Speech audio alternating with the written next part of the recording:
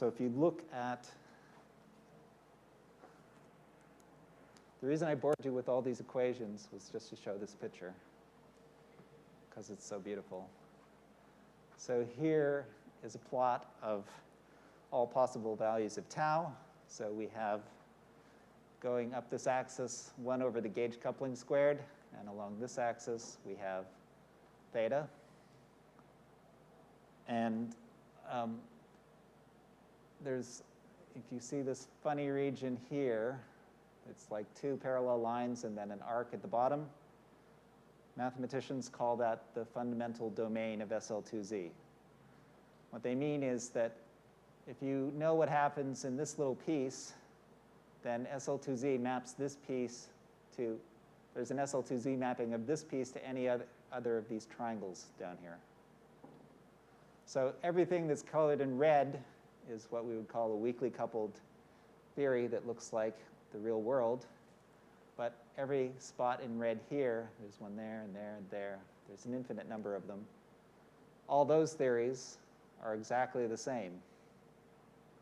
So every point with the same color as another point is exactly the same theory expressed in some very complicated different way.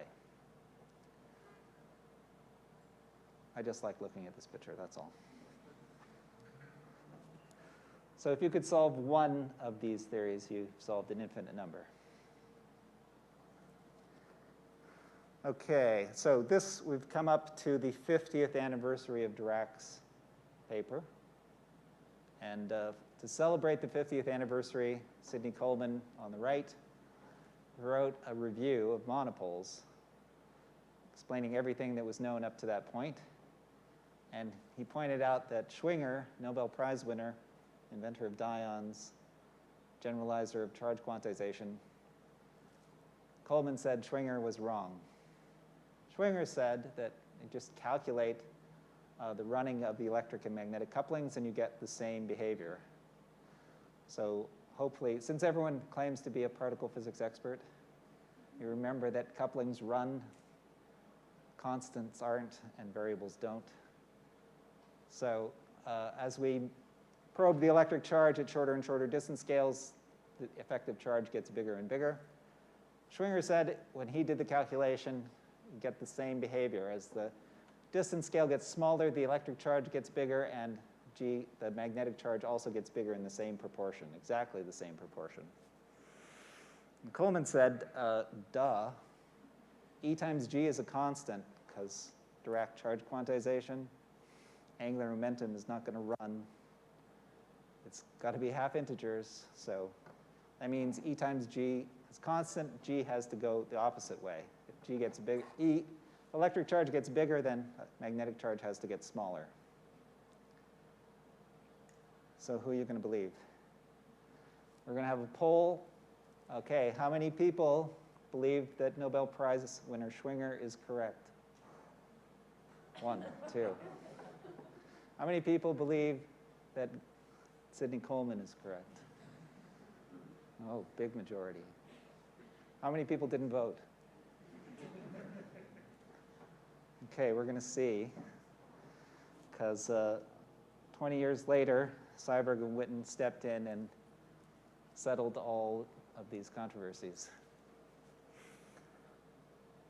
So, Witten again. OK, so they looked at a particular supersymmetric generalization of electromagnetism and, well, generalization of the Polyakov, really. So some SU2 group breaks down to electromagnetism in such a way that there can be monopoles. In the supersymmetric theory, instead of having a unique vacuum, there is an infinite plane of possible vacua, all with the same vacuum energy. So this sheet is a function plotted over this plane of possible vacua. It's parameterized by some complex number. And what I'm plotting in purple here is 1 over m tau, which for normal people is just e squared over 4 pi, the gauge charge squared. And you can see that as you vary over the different vacua, the gauge charge measured at low energies varies, and at some places it has spikes. It blows up at 2 points. How did they do all this magic? Well, they relied on this SL2Z property and supersymmetry, and it allowed them to calculate everything about the low energy theory. And out of the calculation pops an elliptic curve as part of the solution. The elliptic curve is like it describes a torus. The torus has a parameter tau, which is a complex number, which tells you about the angle between if you map the torus to a rectangle, there's an angle between the edges. Tau tells you about, if you put that rectangle on a complex plane, tau is a corner of that rectangle. So tau is hidden magically in this torus. And as you move around in the different vacua, the torus changes shape. And in certain places, one of the torus has 2 cycles. We can go around this way, or you can go around the short way. In certain places, one of those cycles shrinks to 0.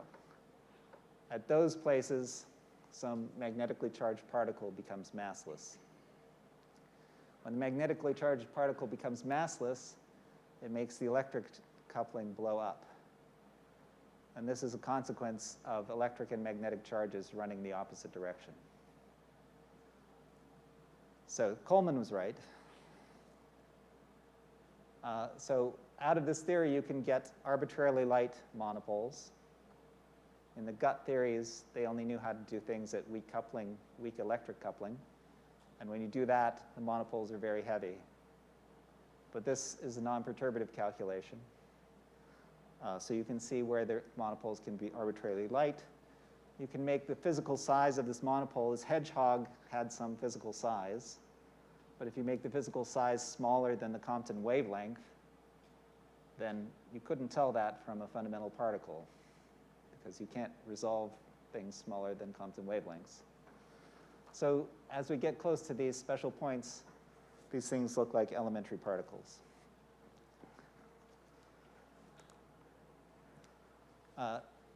So just for fun, so again, they were just breaking SU2 to electromagnetism in a supersymmetric way.